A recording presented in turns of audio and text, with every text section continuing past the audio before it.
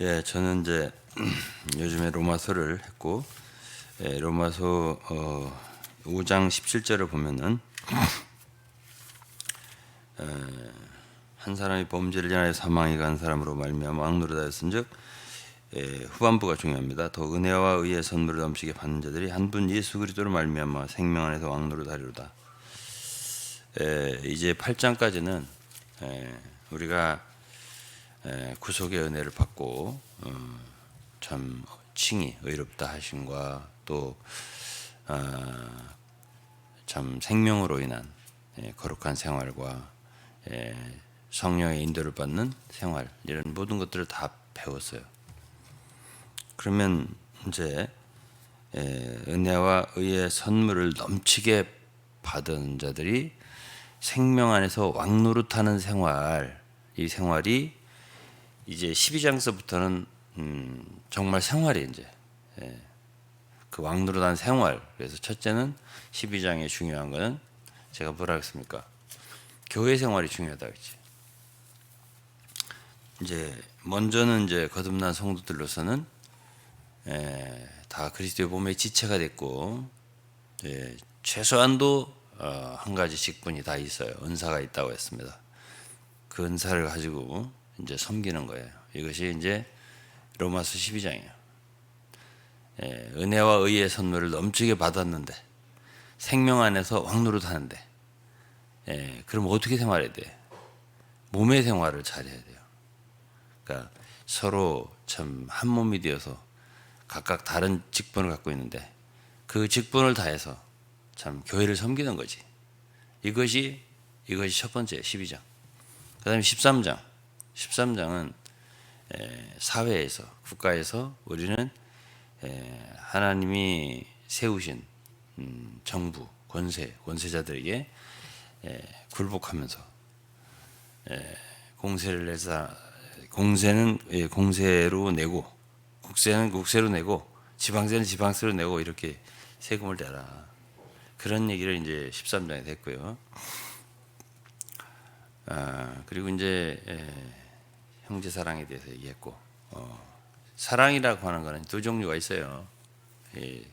이런 거, 이걸 잘 모르는 사람도 있는데,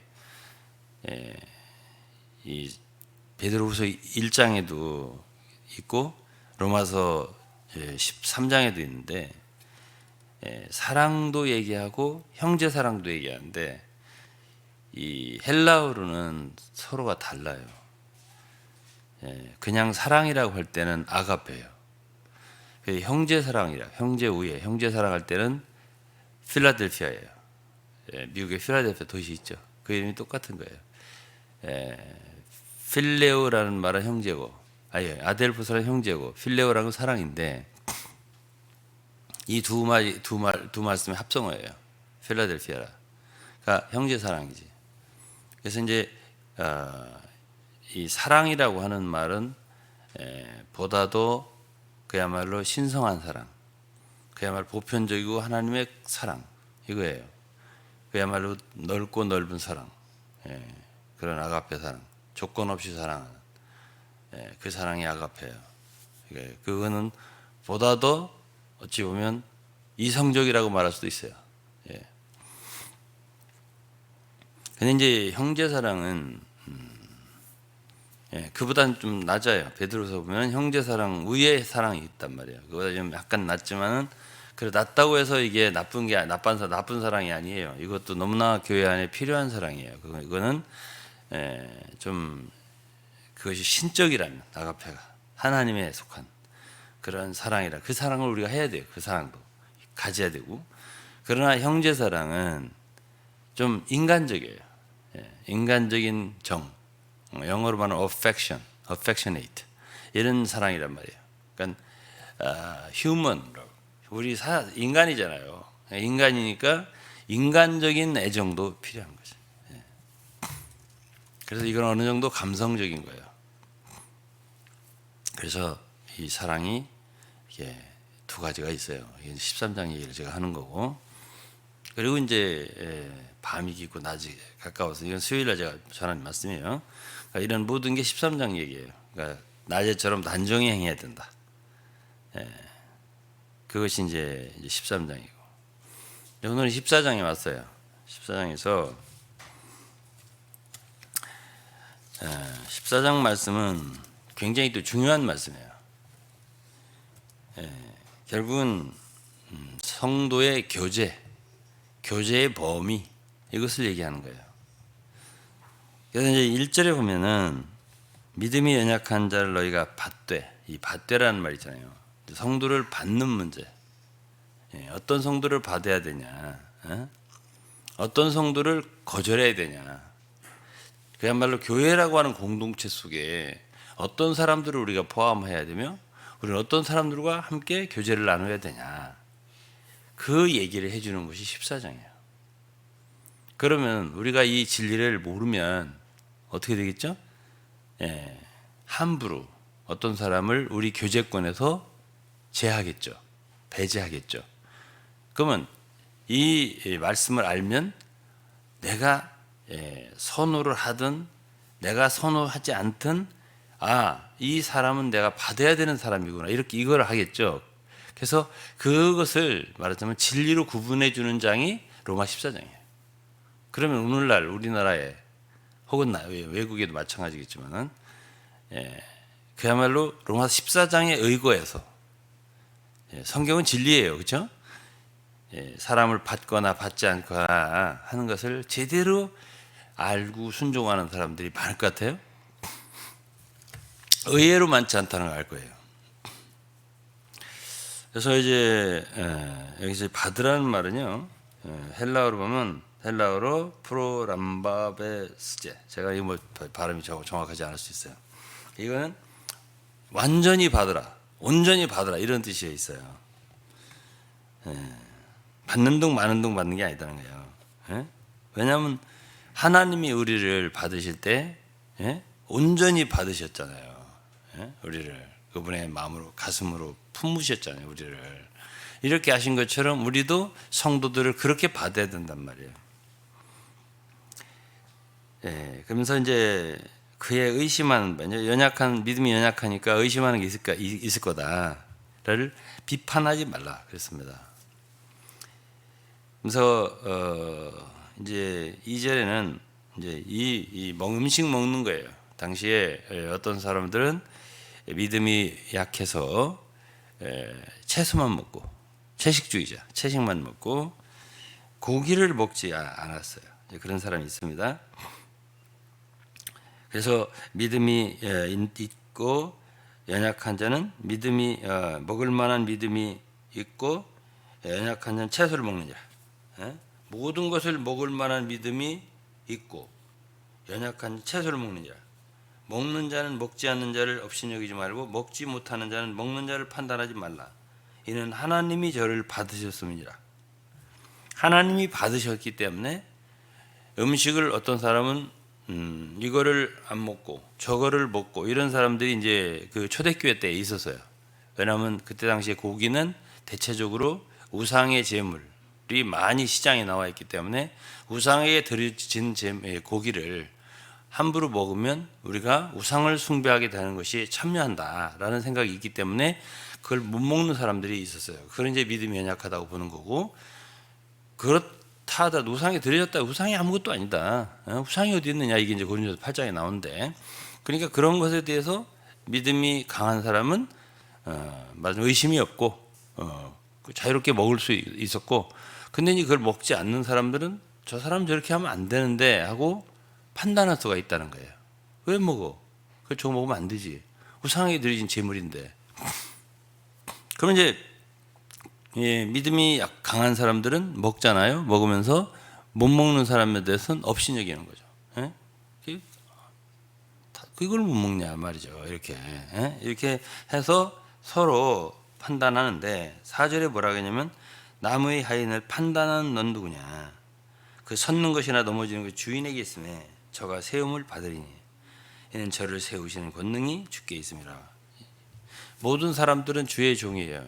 그래서 우리가 사람들 함부로 판단하면 안 된다 하는 얘기가 여기 있습니다. 그래서 이제 첫 번째로는 우리가 어쨌든 주님이 받은 사람은 우리가 무조건 받아야 된다는 뜻이 있어요. 여기에 지금 좀 실행이 다르더라도 여기 음식 먹는 것만이 아니고 그다음에 이제 나를 지키는 문제도 얘기를 했습니다. 그건 6절에 있죠. 나를 중히 여기는 자도 주를 위하여 중히 여기며 먹는 자도 주를 위하여 먹으니 이렇게 나를 5절에 보면 어떤 사람은 이 날을 저 날보다 낮게 여기고 혹은 모든 날을 같게 여기고 각각 마음에 자기 마음에 확정해라 이렇게 이제 사도 바울이 얘기했는데 제가 들으니까 어제 이제 저는 어떤 이단 상담 연구소에서 초청을 받아가지고 하루 종일 강의를 하고 보니까는 오늘 굉장히 피곤한 편이에요. 그렇게 보일 거예요. 근데 이제 거기에서 수고하시는 목사님은 원래가 안식교에 계셨어요. 그분에게서 이제 얘기를 들었는데 텔레비도 많이 나오신 그 목사님이시고, 근데 이제 그 목사님이 안식교회는 뭐 다 그런 건 아니래요. 어떤 이제 뭐 강렬한 안식교가 있고 좀 있다고 하더라고요. 전혀 잘 모르니까 저는. 근데 이 주의를 지키는 성도들, 우리 주의를 지키잖아요. 주의를 지키는 성도들에 대해서 상당한 거부감을 갖고 있다고 하더라고요. 태양절이다, 썬데이니까.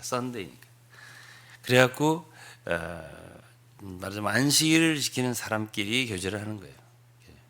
그러한 어떤 나를 중히 여기는 그런 사람이 있다 할 때에 그 나를 중심으로 해가지고 나를 지키는 걸 중심으로 해서 성도를 받고 안 받고 하고 구분하는 것은 옳지 않다는 뜻이에요. 제 얘기가.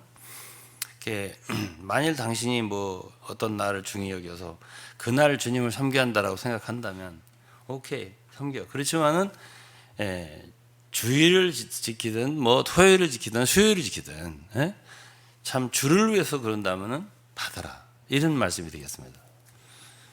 또 어떤 무리들은 이제 어떤 성경 번역본을 가지고 우리는 이 성경 번역본이 가장 말하자면 성경을 제대로 번역한 성경 번역본이기 때문에 이 성경 번역본을 가지고 읽는 사람들하고만 교제한다. 교제권을 그걸로 한정하는 무리가 있어요. 지금 한국에도 많이 있어요. 그래가지고 그 이제 성경을 왜 그렇게 읽냐면 난 정말 하나님 말씀을 바르게 제대로 참 원문에도 원문도 이제 소수사분이 있고 다수사분이 있어요. 두 가지가 있는데 그걸 다 구분을 해가지고 왜 이것이 정확하게 그야말로 보존된 말씀이냐라는 걸 따져가지고 이 말씀을 읽어야만이 주님을 제대로 믿을 수 있다. 성경대로. 이게 주장하고 그렇지 않고 다른 성경 이런 개혁성 우리가 쓰는 이런 성경을 읽는 사람들은 마귀에 오염된 것이다 이런 식으로 생각하고 절대 그런 사람들 안 받아들여요.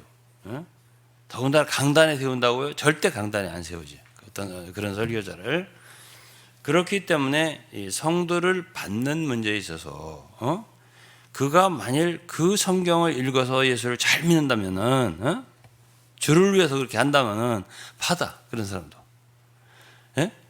그리고 나는 그냥 이 성경을 읽고 좋아. 난 이 성경을 읽고 너무 옛날부터 이 말씀이 어려서부터 계속 그 말씀대로 이렇게 들어왔기 때문에 너무 익숙하고 편하고 난 그래서 이 말씀으로 읽을 거야 라고 하면 그것도 주를 위한 거니까 그런 걸 가지고 구분하지 마라. 그 사람이 만일 주님을 위해서 그런다면 다 좋아.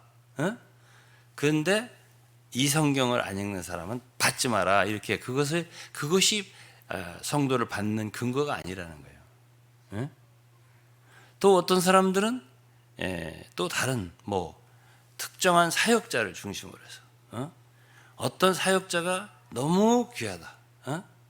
그다음 우리 아무개 사역자 목사님 그분 아니면은 그분을 받아들이지 않아?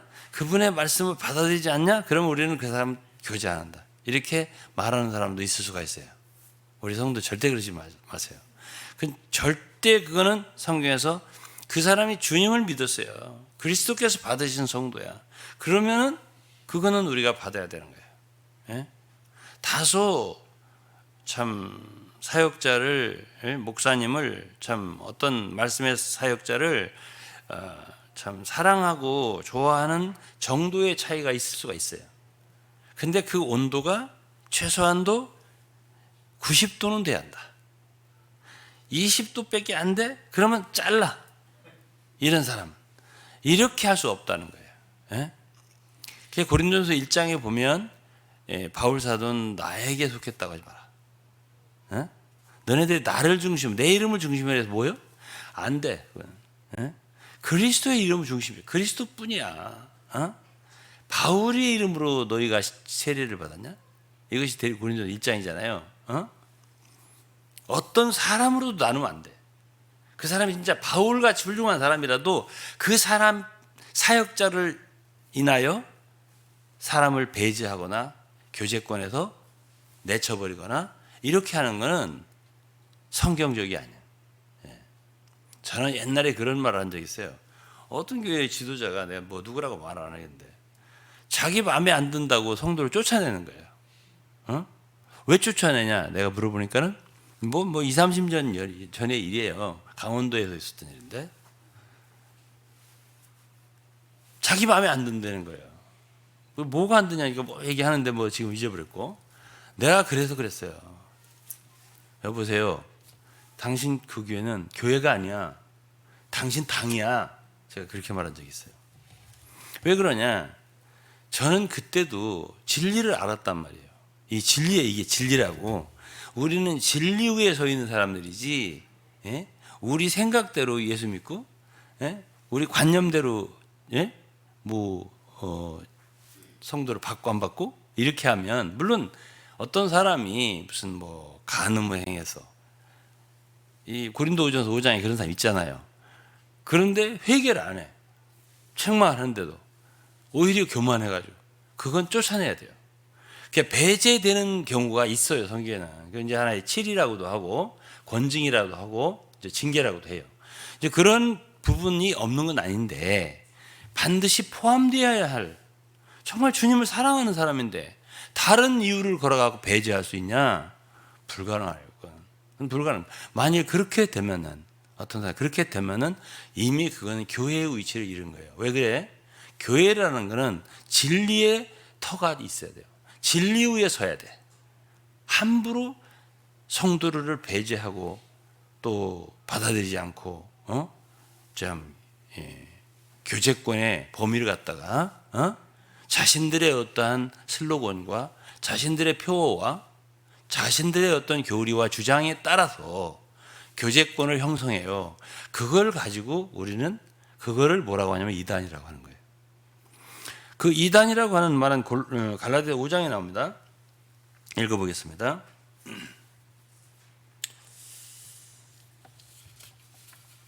갈라디아 5장 19절부터 육체의 일은 현저하니 곧 음행과 더러운 것과 호색과 쭉 얘기하고서 20절 후반부에 보면 시기와 분냉과 분쟁과 시기와 분냉과 당짓는 것과 불리함과 이단 이렇게 나오거든요. 근데 이 앞부분에 음행과 더러운 호색, 우상숭배, 술수 이런 거는 개인적이잖아요. 개인적인 죄잖아요. 말하자면은. 그렇지만 뒤에 당을 짓는 것이라든가 당 짓는 거 혼자 당 짓는 건 아니잖아요. 그리고 분리한다. 분리주의라는 게 있어요. 우리만 옳다. 우리만 최고다.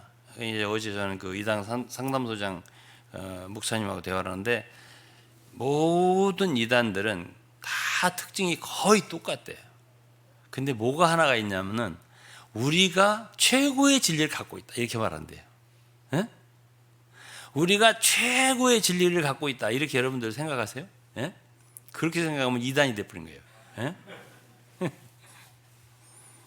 그분이 그러더라고요. 예. 그래서 제가 웃었어요. 왜 그러냐면 대한민국에서 아주 유명한 코로나 때 아주 유명을 떨쳤던 그 이단이 그렇게 말한다요. 최고의 진리를 자기들이 갖고 있다. 그렇게 말을 한다는 거예요. 그런데 그렇게 다 얘기한다. 똑같이 다. 예? 모든 교단마다. 아니야, 이단마다. 그럼 이런 것이 뭐냐면은, 그들의 사상에 동조하지 않으면, 그들의 그 교리, 그 동조하지 않으면 그 교인이 안 되는 거예요. 그 교리에 동조해야 돼요. 예수를 잘 믿었어도, 말하자면, 다시 한번 어디로 들어가야 되는 게 있어요. 다시 한번 어디로 들어가야 돼요. 이런 모든, 말하자면, 자기들만의 울타리를 쳐놓은 것들을 가르쳐서 여기서 말하는 하이레스에서 헬라어로. 그게 바로 이단이라는 말이에요. 반드시 무조건적으로 그리스도를 부인하고 이런 사람들을 이단이라는 게 아니에요. 삼위일체론에서 어긋났다. 그건 이단이라는 게 아니에요. 어쨌든 특별한 동그라미를 만들어서 자기들만의 울타리를 만들어서 다른 보편적인 그리스도인들을 주님이 받은 성도들을 배제하고 자신들만의 어떤 울타리를 만들었다 할 때 그거를 여기서 하이레시스라고 하는 거예요. 그 영어로 헤레스라고 하거든요. 오늘날의 이제 이단의 개념은 보다 더 이제 강력하게 변했죠. 교리를 아주 중요한 기본적인 그리스도의 구속의 도리라든가 하나님에 대한 신관이라든가 그리스도론이라든가 이런 것에서 이제 잘못된 것은 이제 종말론이라든가 이게 이단이라고 하잖아요. 근데 초기에 초대교회에 죄송합니다. 이단은 그냥 그렇게 자기들이 당파를 만드는 그 영어로 섹트라고 하잖아요. 팩션. 이거를 이단이라고 했단 말이에요. 그 이단도 죄라고요. 그렇게 해도 크게 무슨 막 진리를 훼손하고 그런 게 아니라도 그것이 좋은 뜻이라고 한다 하더라도 아무리 성경적인 어떤 교리를 가지고 그렇게 말하자면 한 무리를 특화시켜서 만든단 말이에요. 그거를 이단이라고 하는 거예요. 우리는 이단이 아닌데 더 성경적으로 이단이라고 하느냐. 이단이라고 하는 원래의 뜻이 바로 이런 거예요. 그래서 그러한 이단이 다 뭐냐. 단체적인 죄예요. 고라당이다. 그러면 고라만 죄인이 아니에요. 250명 모든 사람이 다 그 일에 합했죠. 참여했잖아요. 그러니까 그 참여자가 다 죄인이 되는 거예요.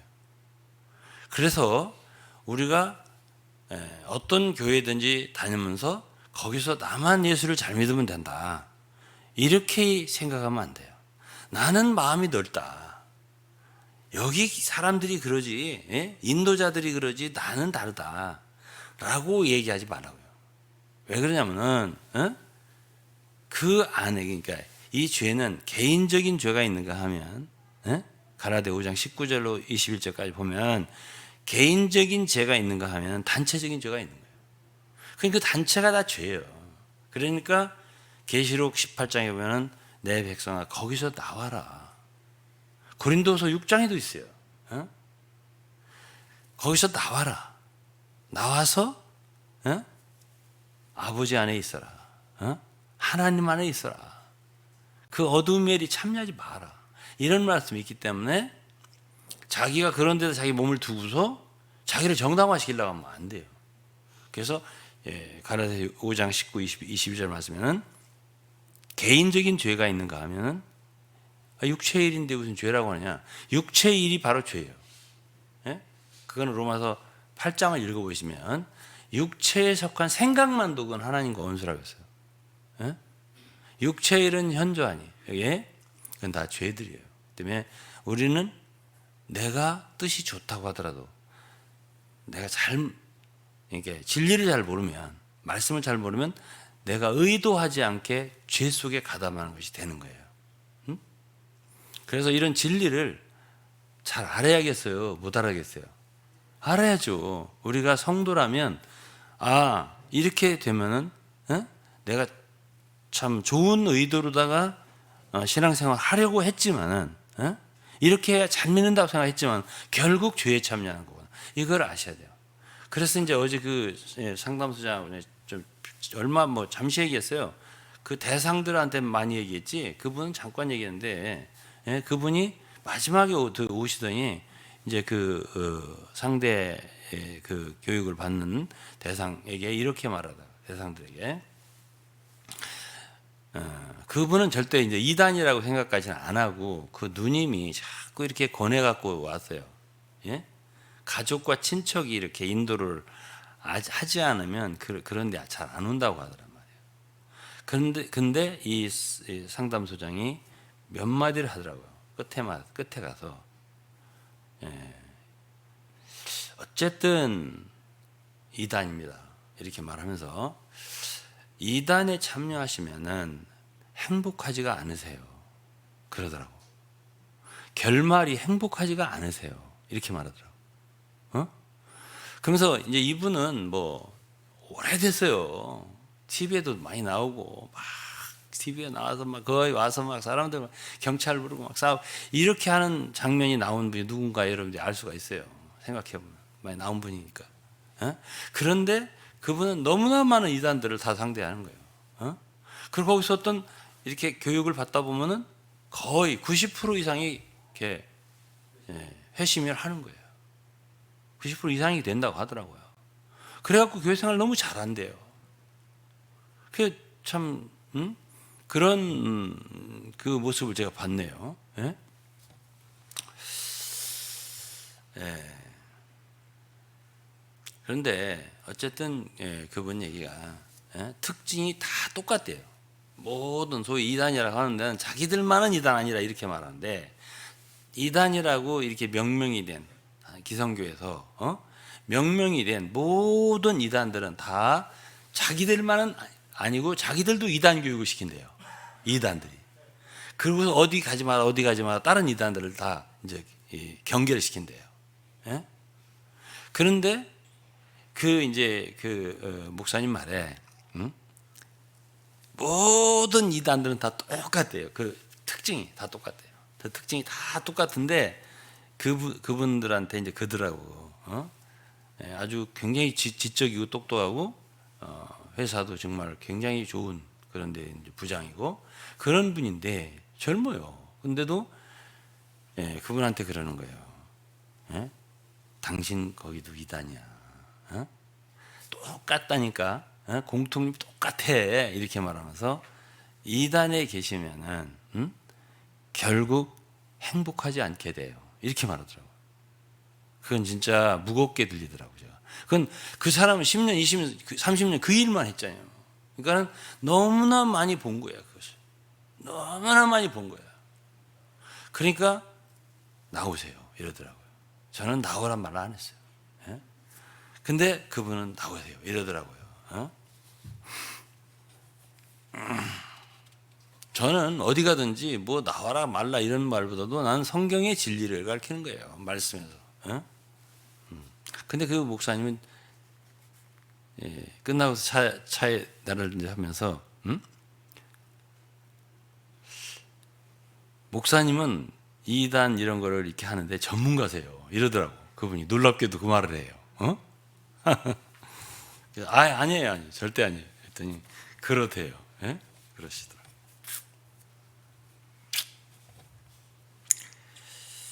전문가는 그분이 진짜 전문가다 보니까.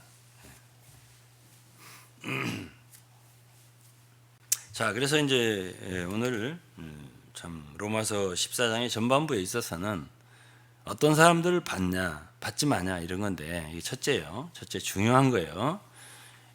함부로 말하자면 주님이 받은 귀한 성도들을 하나님의 사랑을 받은 그분이 받은 성도들을 심지어 탕자라 하더라도 떤 죄인이었다 하더라도 주님이 받았다면 그는 받아야 되는 거예요. 우리가 이게 첫째예요. 그러면서 이제 그러면서 한마디 한 게 있어요. 그게 뭐냐면 7절에 우리 중에 누구든지 자기를 위하여 사는 자가 없고 자기를 위하여 죽는 자도 없도다. 우리가 살아도 주를 위하여 살고 죽어도 주를 위하여 죽나니 그러므로 우리가 사나 죽으나 우리가 주의 것이로다. 이 말이에요. 여기 보면 우리가 사는 목적이 있고 죽는 목적이 있는 거예요. 여기에.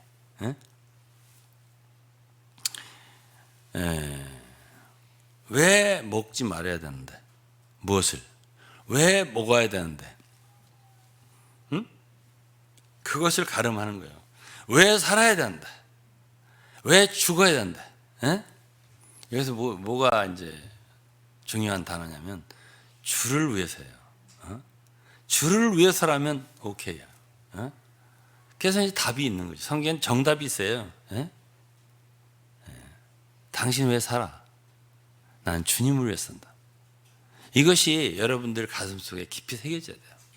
나는 내 일생은 주를 위해 산다. 내가 만일 죽어야 한다면 난 주를 위해 죽겠다. 그러면 내 힘과 참 지혜와 능력과 모든 걸 다 써 내가. 그러면 죽겠죠, 그죠? 그러면 이제 결국 쇠약해서 죽겠죠. 무엇을 위해 그렇게 죽냐라고 한다면 나는 주님을 위해서 그렇게 하겠다. 그런 인생의 목적의식이 분명하게 우리에게 목적의식을 알려주는 게 이 로마 14장이에요.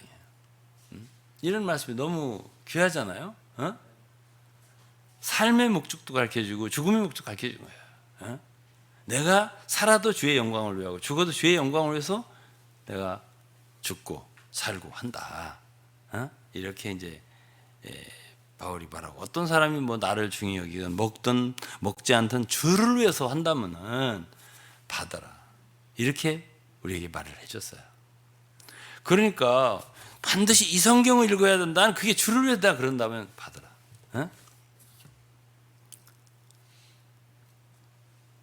예를 들어서 어떤 사람이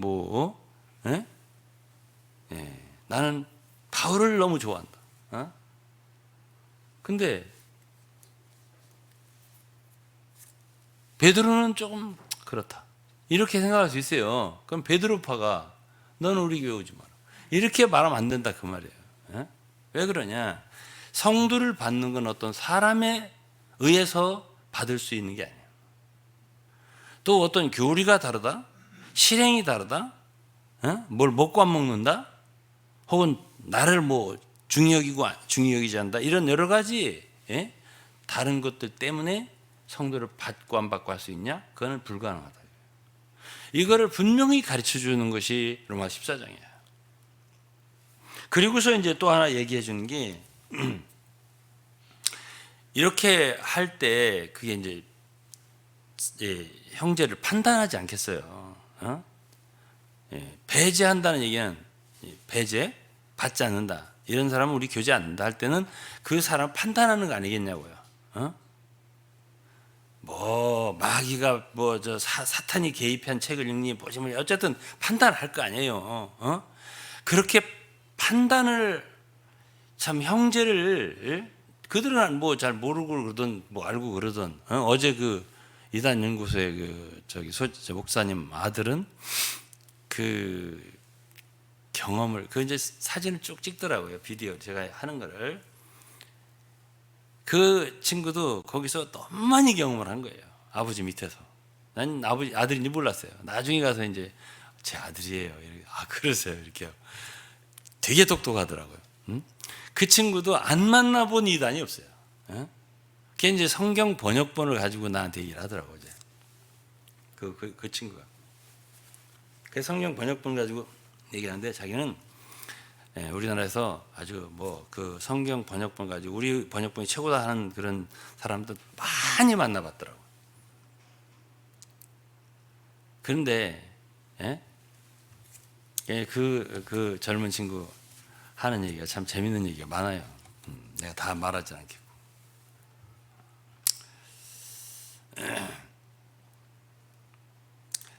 자기는 그 주장하는 성경이 그렇게 번역이 잘 됐다고 생각하는데 영어로 그래도 이제 한국어로 번역한 것까지 얘기하더라고. 한국어로 번역한 걸 읽으면 안 된다고. 그렇게 따지려면 영어로 번역한 걸 읽어야 한다 하면서, 그렇지만 영어 번역한 것도 나는 모든 성경 번역본을 본다고 할 적에 제일 좋다고 생각하는데 이렇게 말을 하더라고 그 친구가. 그러나 그들은 그렇게 얘기를 한다고 그러더라고. 그 친구 굉장히 박식한 사람이에요. 젊은 사람인데. 어쨌든 그런 이론이 많잖아요. 그러나 그런 것이 성도들을 나누는 구분이 돼서는 안 된다. 이거는 너무 분명한 거예요. 여기에. 하나님이 그 사람을 받았느냐가 이게 중요한 거예요. 그것이 분기점이에요. 그래서 그러면 교회라고 하는 우리가 교제권, 공동체를 우리가 이룰 때 어떤 사람들이냐 이거죠. 그게 그 구성원이 누구를 구성으로 삼을 거냐 하는 것을 분명히 해주는 게 로마 14장이에요. 그럼 과연 은혜와 의의 선물을 넘치게 받은 생명의 왕노릇하는 사람들의 성도를 받음, 그 범위 어디야? 어떻게 하는 거야? 바로 하나님께서 받은, 그야말로 그리스도의 구속으로 은총을 받은, 구원함을 받은 모든 성도, 우리가 받아야 할 대상이고 우리의 교제의 대상이다 이렇게 얘기하고, 근데 그거를 이제 그렇게 판단하게 되면은 안 받게 되고, 만약 배제하게 되고, 어떤 경우는 말하자면 어떤 범죄를 저지르지도 않은데 범죄를 저질렀어도 단계가 있어요. 첫째는 마태복음에 보면은 18장에 한 형제가 먼저 가고 그 다음에 두세 사람이 증참하고 그 다음에 교회에 말하고 교회 말 듣지 않는 이런 절차가 있는 것이지 그냥 쫓아내는 게 아니에요. 이 세상의 법정도 1심이 있고 그 다음에 억울하면 2심의 항소가 있고 그 다음에 이제 대부분의 항고가 이렇게 해가지고 범죄가 확정되는 거 아니겠어요? 그러니까 성경도 이런 게 있단 말이에요. 그런데 그냥 물어볼 것도 없어요. 너 무슨 성경 읽어? 딱 잘라버려요. 이렇게 되는 건 있을 수가 있는 일이 아니에요. 그리고 넌 어떤 사역자를 지금 받아 안 받아? 그 가르침을 찬성해 안 찬성해? 안 찬성해? 잘 모르는데 꺼져. 이렇게 할 수 있는 게 아니에요. 절대 그렇게 할 수 있는 게 아니에요. 그거는 죄예요. 죄예요. 그러면 한 사람의 죄냐? 단체의 죄예요. 굉장히 심각한 거예요. 그러니까 이 판단이라고 하는 거 있잖아요. 판단이 성제를 판단하지 말라. 읽어볼게요. 10절입니다. 내가 어찌하여 네 형제를 판단하느냐? 어찌하여 네 형제를 업신여기느냐? 우리가 다 하나님의 심판대 앞에서, 여기 심판대가 나와요. 이러한 일이 얼마나 엄중한지를 아느냐 이런 얘기예요. 주님이 사랑하고 그분이 사랑으로 받은 그런 형제를 갖다가 함부로 판단하고 이렇게 말하자면 받아들이지 않는 거죠. 그러한 죄가 얼마나 큰지를 아느냐 이거죠. 이러한 것들을 모름으로 말미암아 범하는 죄가 얼마나 많겠냐 이게. 이것이 진리예요. 그렇기 때문에 저는 참 매주 주일날 혹은 수요일날 이 전하는 말씀이요. 저는 진리를 전한다고 생각을 해요. 참 많은 무지한 성도들, 무지한 사역자들, 사람들을 통해 대해서 이것이 진리가 아니냐, 이것이 성경이 아니냐 말이에요. 우리가 주님으로부터 받은 그 선물인 하나님 말씀 아니냐, 우리가 이렇게 해야 할 게 아니냐라고 지금 저는 매주 말씀을 전하고 있는 거죠. 그래서 형제를 판단할 때, 형제를 업신여길 때 나하고 다르다고 해서 업신여기지 말라는 거예요. 나하고 다르다고 해서 판단하지 말라는 거예요. 함부로. 그것이 본질은 아니지 않냐 이거지. 어거스틴인가 누가 말했잖아요. 우리가 본질에서는 일치를 해야 된다고. 본질. 그리스도의 십자가라든가 구속의 은혜라든가 이런 본질, 우리가 하나님 믿는, 하나님의 아들을 믿는 그 기본적인 믿음, 이런 본질은 우리가 일치를 해야 되지만 비본질에 있어서는 관용을 줘야 된다. 좀 자유함을 줘야 된다는 뜻이에요. 그래서 서로 받아야 된다는 뜻이에요. 이것이 이제 기본 정신입니다. 이게. 그런데 많은 경우에 이단이라는 것은 비본질을 본질로 가져오는 거예요. 비본질을 그렇게 중요하지 않은, 서로 이제 그게 이제 헬라어로요 아디아포라는 말을 이제 좀 설명하고 제가 마칠 거예요.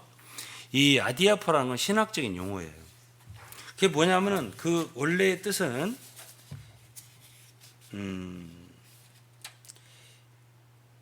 절대적인 교리가 아닌 것. 하나님께서 성경에 분명하게 어떤 하라 하지 마라 명령한 게 아닌 것, 또 금지도 되지 않은 것, 그리고 넓게 해석이 될 수 있는 것, 이걸 아디아포라라고 해요. 그래서 이제 그 대수롭지 않다. 그 원뜻은 아디아프라는 헬라어로 대수롭지 않다. 해도 좋고 안 해도 뭐 그냥 큰 문제 없다. 이런 것들이 성경에는 있다는 거죠. 그걸 이제 비본질이라고 하는 건데, 그런 것을 꺼집어내서 본질보다 더 강력하게 주장할 때 거기에 이단이 생기는 거예요. 그냥 파가 생기는 거거든요. 응? 그런데 이제 사람들은요, 그렇게 말하자면 그렇게 중요하지, 목숨을 걸지 않아도 될 일을 그걸 만들어 놓고서 거기다가 목숨을 걸게 만든단 말이에요. 그래서 그걸 이제 성경에서 이제 규정적인 원리, 그리고 반드시 해야 할, 우리가 지켜야 할 도리, 이것이 있고요. 어떤 부분에서는 이렇게도 할 수 있고 저렇게도 할 수 있고, 어떤 부분에서는 먹어도 되고, 우상의 제물이라든지 고기 같은 거 있잖아요. 먹어도 되고 안 먹어도 되고, 그날을 지켜도 되고 저날을 지켜도 되고, 이런 게 있을 수 있단 말이에요. 그런데 그런 부분을 갖다가 본질로 절대적인 걸로 만들어 갖고 그걸로 사람들을 배제하는 이런 일을 하지 마라. 그것이 바로 로마서 14장의 가르침이에요.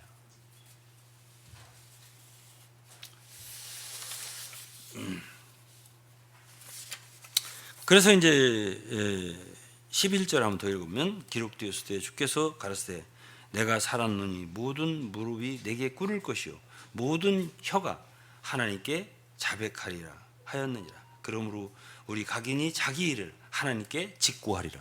그러니까 이렇게 형제를 갖다가 함부로 판단하는 죄, 업신여기는 죄, 이런 죄가 심각하다, 작은 일이 아니다라고 로마서 14장에 알려주고 있는 거예요. 심판대 앞에서 반드시 직고하게 된다, 이렇게 말하고 있어요. 그러나 이것을 오늘날 보면은 아무렇지도 않은 듯이 비본질적인 어떤 요소를 내세워서 성도를 내치고 말이죠, 함부로 그렇게 하거든요. 그러한 죄를 범하는 사람들은 회개해야 돼요. 큰 죄이기 때문에 심판대 앞에서 반드시 드러날 죄란 말이에요. 어떤 사람들은 뭐 책을 썼다고, 책을 쓴 게 무슨 외설 소설을 쓴 게 아니라 성경을 갖다가 말하자면 설교를 갖다가 하는 걸 책을 썼다고, 우리는 누구누구 외에는 책을 내서는 안 된다, 내쫓아라 책 쓰는 사람, 이렇게 하는 사람도 있어요. 우리나라도 있다니까. 미국에도 있고, 그런 사람들이 있습니다. 그러면 그것이 죄가 아닌가요? 그 죄예요. 아니, 죄에다가 좋은 이름을 붙일 게 없어요. 이런 일을 한 사람들은 회개해야 돼요. 물론 우리가 회개하라고 한다고 회개하겠습니까? 회개라는 건 누가 강요한다고 하는 게 아니에요. 자신들이 주님 앞에서 진리를 받아서 죄라고 느낄 때 회개하는 거예요. 저는 강요하지 않습니다. 그러다 보니까 주관적이 돼버리려고 그러네. 그렇지 않아요? 저는 모든 사람들이 진리를 사랑하기를 바라는 것 뿐이에요.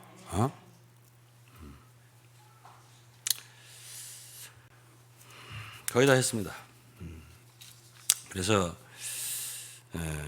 우리가 이제 이 하나님의 교회에서 이제 17절이면 주의해야 되는 것은 먹는 거냐 먹지 않는 거냐 뭐 이런 게 아니라는 거예요.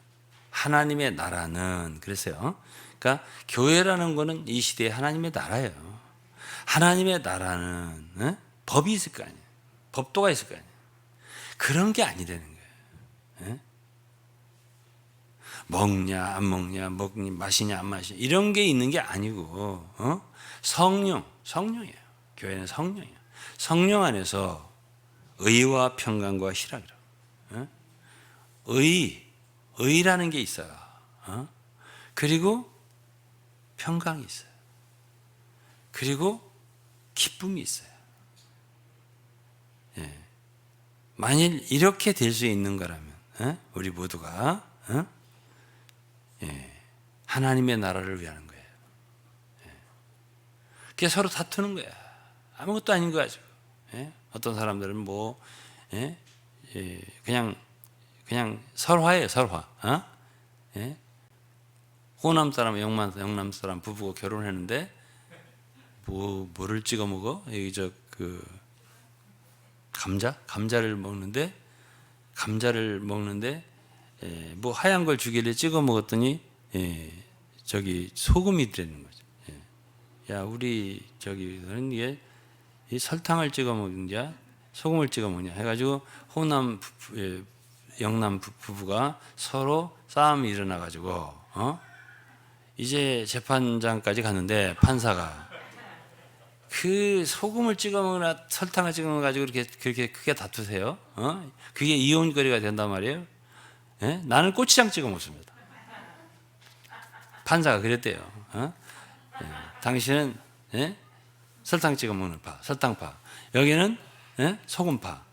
나는 고추장 찍어 먹습니다. 이렇게 판사가 얘기를 하고서 보냈다는 얘기가 있어요. 그러니까 그걸 뭐 설탕을 먹고 간장을 먹고 소금을 무슨 차이가 있냐는 거예요. 그런 거 가지고 할 일 없으니까 성도를 나누고 이렇게 자기 파를 만들고 이단을 만들고 당파를 만들고 이렇게 한다는 거예요. 그래서 우리 교회는 설탕파, 우리 교회는 소금파, 우리 교회는 고추장파 이렇게 교회를 만든다는 거죠. 하나님의 교회를 그렇게 하지 마라. 하나님의 교회는 주님이 그분의 품으로 받은 모든 성도들의 교육. 그런 거로 싸우면은 거기에 나는 고추장을 먹어야 한다, 나는 간장을 먹어야 한다, 소금을 먹어야 한다, 고추장, 뭐 설탕을 먹어야 한다. 이렇게 해가지고 다투는 거, 먹고 마시는 건 의미가 없다. 하나님 나라는 그런 게 아니다. 성령이다. 의와 평강이 있어야 되고요, 기쁨이 있어야 되고. 그래갖고 서로의 덕을 세워줘라. 서로 세워줘라. 이게 있어요. 19절이에요. 이러므로 우리가 화평의 일과 서로 덕을 세우는 일을 힘쓰나니. 그러면서 이걸 이렇게 섬기면 하나님께 기뻐하심을 받고 사람 칭찬을 받는다. 그러면서 식물을 인하여 하나님의 사업을 무너지게 말라. 이 성도를 세우는 게, 서로 세우는 게 건덕을 세운다고 해요. 그 세우는 게 바로 하나님의 사업이에요. 하나님의 사업을 망하게 하지 마라. 하나님의 사업의 모든 제품들은 다 성도들이에요. 그거를 망하게 하지 마라. 세워라, 성도들을. 뭘로? 화평으로, 의로, 사랑으로. 이렇게 말씀을 하고 있는 거예요. 그래서 이제 이 로마서 14장을 이렇게 어느 정도 온전히 이해를 할 수 있겠죠. 그러면 하나님이 그 사람을 기뻐하시는 거예요. 그런 사람. 그리고 사람들에게도 칭찬을 받는 거예요. 잘한다. 그래서 우리 사랑하는 성도들 로마서 14장을 이렇게 마치겠는데, 참 이런 말씀이 잘 깨달아져서 끝까지 순종되는 그런 말씀 됐으면 좋겠습니다. 기도하겠습니다.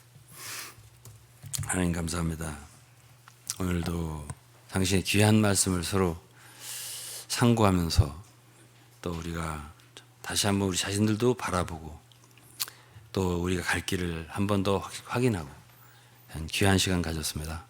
하나님, 이 말씀이 들려지는 곳마다 하나님 정말 잘못된 모든 신앙들이 바로잡힐 수 있고 회개할 수 있는 은혜를 허락해 주옵소서. 과거에 모르고 저지른 그런 일들이라 하더라도 이제 하나님 앞에 진리 앞에서 다 회개하고 돌아서는 은혜가 있게 하여 주옵소서.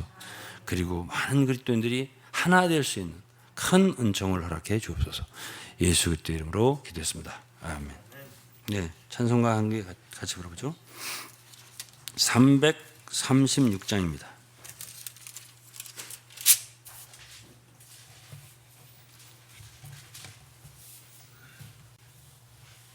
그렇게 큰 무슨 연관이 있는 것 같지는 않은데, 연관이 뭐 없다고 말할 수 없고, 그냥 그래도 찬송은 찬송답게 한번 불러봅시다. 336장입니다.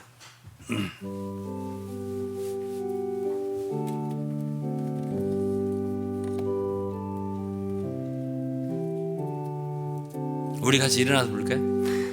환난과 핍박 중에도 성도는 신앙 지켰네. 이 신앙 생각할 때에 기쁨이 충만하도다.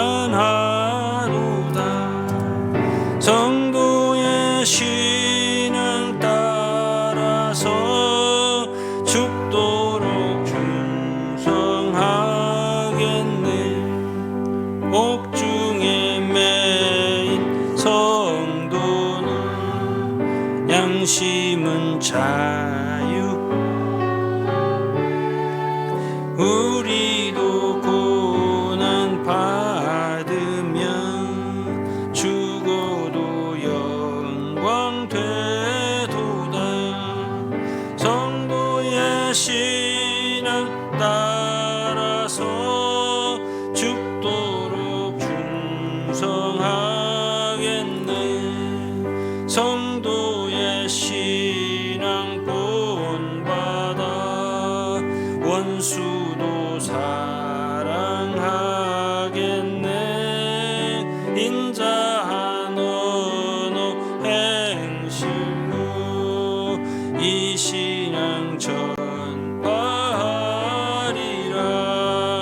성도의 신앙 따라서 죽도록 충성하겠네. 3절 한번 더 할까요? 성도의 신앙 본받아 원수도 사랑하겠네. 인자한 언어 행실로 이 신앙 전파하리라. 성도의 신앙 따라서 죽도록 충성